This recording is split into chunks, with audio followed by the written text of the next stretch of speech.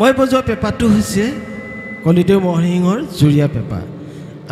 আমাৰ বৰ্তমান চলি আছে গুটীয়া পেঁপা বা এটিয়া পেঁপা, যিটো এটা বজায় গুটীয়া পেঁপা বা এটিয়া পেঁপা, তাৰপৰা দুফালে তেতিয়া দুটা বজায় জোৰ পেঁপা, আৰু ইতিমধ্যে মই বজোৱাটো জুৰীয়া পেঁপা। জুৰীয়া পেঁপাটো দেউতাৰ দিনত নাছিল, তেতিয়া দিনত গুটীয়া পেঁপাটো বেছি আছিল। তাৰপিছত জোৰ পেঁপা আৰু জুৰীয়া পেঁপা আমাৰ দিনতে হৈছে। এই অভাজনৰ দিনৰ পৰাহে বেছিকৈ হৈছে। এতিয়া কথা হ'ল কি, তাৰ উপৰিও অসমত বিভিন্ন ধৰণৰ পেঁপা আছে। দেউৰীসকলৰ পেঁপা আছে, মিচিং পেঁপা আছে, গৰুশিঙৰ পেঁপা আছে। মিচিচিপিয়াত কি কৰিছে, অকল যে ৰং ৰহস্যৰ কাৰণে পেঁপা বজায় তেনেকুৱা নহয়, মৃতকৰ আত্মাৰ সদগতিয়েও পেঁপা বজাইছে। সেইটো গৰুশিঙৰ পেঁপা। অলপ আগতে মই কৈ গৈছিলোঁ যে আমি হুঁচৰিত কি বাদ্য বজাইছিলোঁ। হুঁচৰি পঞ্চবাদ্য, ঢোল, পেঁপা, গগনা, সুতুলি, টকা, এই পঞ্চবাদ্য। তাৰ উপৰি কি হৈছিলে, বিনখন হুঁচৰিত আছিল। কি আছিলে, ধুতংটো আছিলে, জেংটং আছিলে আৰু মৃতংটো আছিল। মৃতংটো বা কেনেকুৱা বা ধুতংটো কেনেকুৱা এই দেখাব বিচাৰিছোঁ।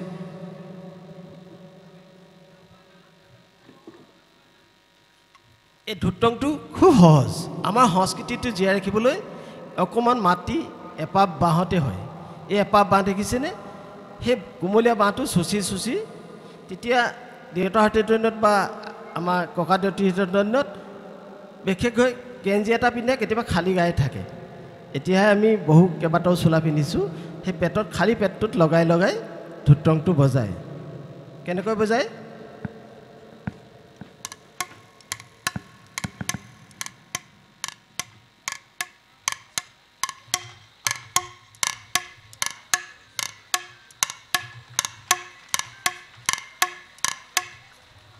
এইটো ধুতংটো। এই ধুতংটো কি হৈছে, আমিও যেতিয়া মই সৰুতে গৰু চৰাই আছিলোঁ, পথাৰত যেতিয়া গৰু চৰাই থাকোঁ, তেতিয়া কাৰোবাৰ ঘৰত কেঁচুৱা জন্ম হ'ব, আৰু তেতিয়া এই ল'ৰা আমুকৰ ঘৰত কেঁচুৱা জন্ম হ'ব, ধুতং বনা নহ'লে মানে লগৰীয়া এটা আমাক লাগে। গতিকে তেতিয়া আমাৰ এটা লোকবিশ্বাস আছিলে, ধুতং বজালে যিটো হ'বলগীয়া কেঁচুৱাটো ল'ৰা সন্তান হয়, তেনেকুৱা ধৰণৰ কথা। ধুতংটো পিছত হুঁচৰিলৈ আহিলে। আৰু মৃতংটো দেখাইছোঁ। মৃতংটো হাঁচি গছৰ ডালত, ফুটুকলাৰ ডালৰ পৰা আৰু জবা ফুলৰ ডালত বনায়। এটুকুৰা জবা ফুল বা হাঁচি গছৰ ডাল টুকুৰা এটা লৈ কটাৰীয়ে এনেকৈ কাটি এনেকৈ টুকুৰাই মানে থেঠালি দিলে, তাৰপিছত পকাই দিলে এনেকৈ ওলাই আহে। কিন্তু সেইটো হাঁচি গছৰ ডাল বা জবা ফুলৰ ডালত খুব বেছি এদিন বা দুদিন থাকে। কিন্তু এতিয়া মই বেছি দিন থাকিবৰ বাবে বাঁহত বনাই আনিছোঁ। যিটো আমাৰ সেইটো বৰ্তমান ক'ত আছে, সেইটো অকল ঝুমুৰত তেওঁলোকে আঙুলিকেইটা ভৰাই ফুট বজায়। কিন্তু সেইটো লাহে লাহে তেখেতলোকৰ আছিলে যে মৃতংটো, তেতিয়া গম পাইছোঁ। তেখেতলোকৰ ওচৰত গৈছোঁ, যিসকল বয়সস্থ আছে, তেখেতলোকে কৈছে যে নহয়, আমাৰো এইটো আছিলে, ঝুমুৰত বজাইছিলে। সেইটো মানে এটা উদ্যম আনিবৰ বাবে সেই মৃতংটো বজাই দেখাইছোঁ।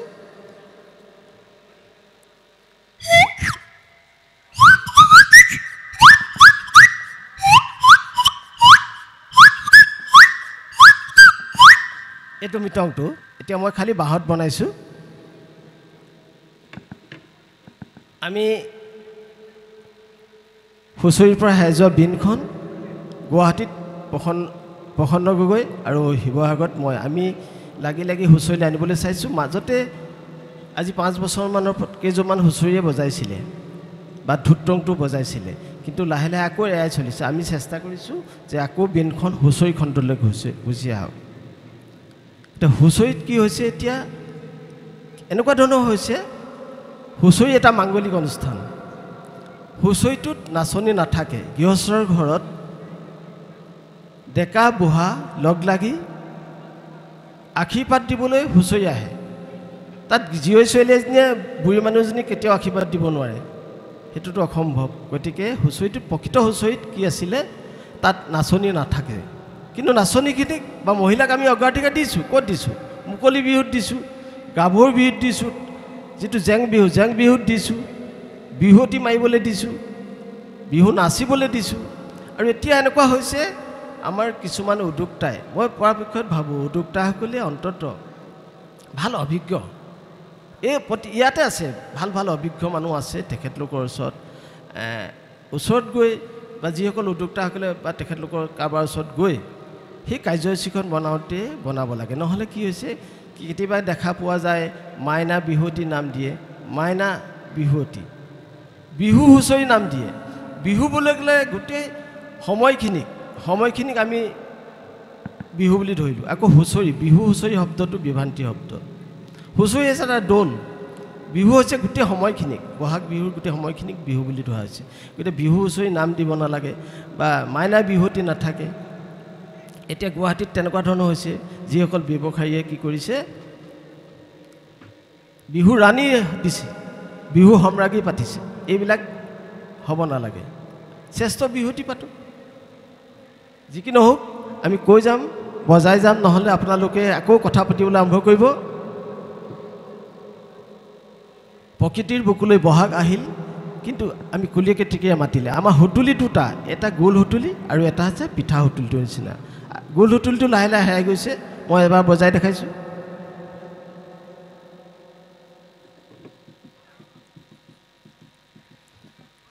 এইটো হৈছে গোল সুতুলি। মাটিত আমি হেতুলুকা চৰাই মাতটো মাতে।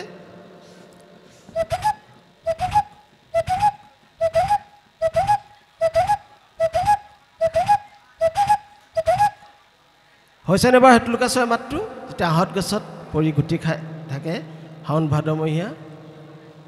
এতিয়া এইটো আকৌ বিহুত তেতিয়া আমাৰ বজাইছিলে।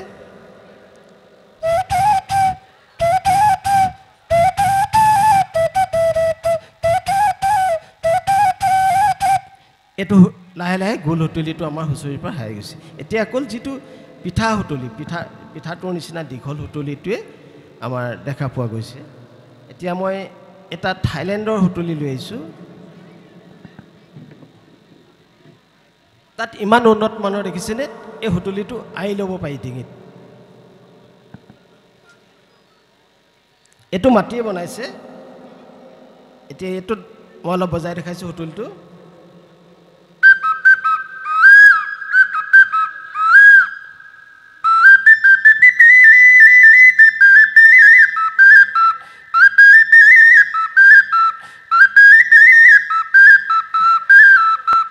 মোৰ লগত ঢোল বা তাল হ'ব লাগিছিল। যি কি নহওক আমাৰ উদ্যোক্তাসকল, যিসকল আমাৰ ইমান কষ্টৰে এই উদযাপন সমিতিৰ সভাপতি সম্পাদকে প্ৰমুখ্য কৰি বিভিন্ন দায়িত্বত থকা বিষয়াসকল আমাৰ মঞ্চতে আছে।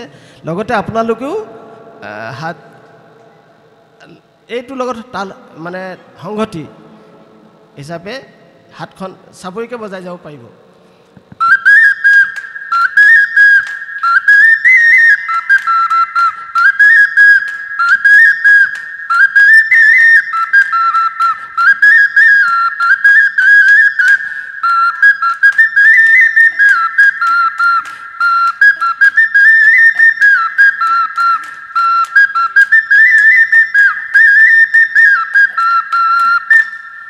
এইটো হৈছে থাইলেণ্ডৰ। দেখিছে কিমান উন্নত মানৰ। অকণমান মাটিত কি কৰিছে, তেখেতলোকৰ ফুটা সন্মুখৰ ফালে 4টা, পিছফালে 2টা, 6টা ফুটা। থাইলেণ্ডৰ এজনী ছোৱালী 2 মাহ মোৰ ঘৰত এই বাদ্যৰ ওপৰত গৱেষণা কৰিবলৈ আছিলে। পিছত তাই এইটো মোলৈ পঠালে।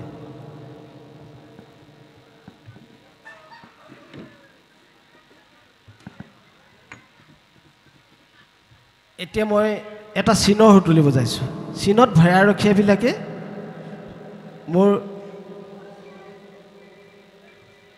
মই বেছি কৈছোঁ নি বাৰু? নহ'লে কথা পাতি থকা শুনিছোঁ। আমাৰ সুতুলি চাওকচোন, কিমান পৃথিৱীত কিমান ধৰণৰ বেলেগ বেলেগ সুতুলি আছে। এই চীনৰ সুতুলিটো তেওঁলোকে চীনা মাটিটো বনায় আৰু মাটিটো বনায়। গতিকে তেখেতলোকে ভয়াৰখীবৰ বাবে ভয়াৰখীয়াভাৱে বজাইছে। কেনেকৈ বজাইছে শুনকচোন, অকণমান বজাই দেখাইছোঁ।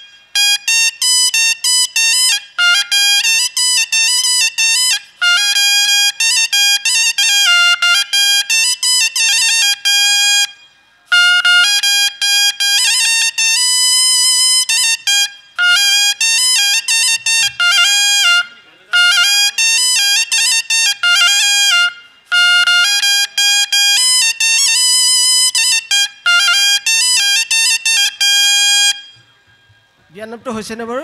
বিয়াৰ নামটো জীয়াই থাকিবৰ বাবে মই ছাগলী শিঙৰ পেপাৰটো আনিলোঁ। এতিয়া মোক চমু কৰিবলৈ কৈছে আৰু কেইটামান সামৰিছোঁ। মই ইয়াকৰ এটা আনিছিলোঁ, এটা গৰু শিং আনিছিলোঁ, নবজাওঁ বাৰু।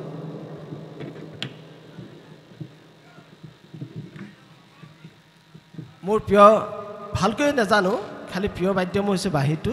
ইয়াক বজালে মই তেওঁক স্মৰণ কৰা হয়। যি কি নহওক অকণমান বজাইছোঁ, এইটোৱে মই শেষ কৰিম। ইয়াতে আপোনালোকে ইচ্ছা কৰিলে হাঁচৰিব বজাব পাৰিব, নাচিব পাৰিব।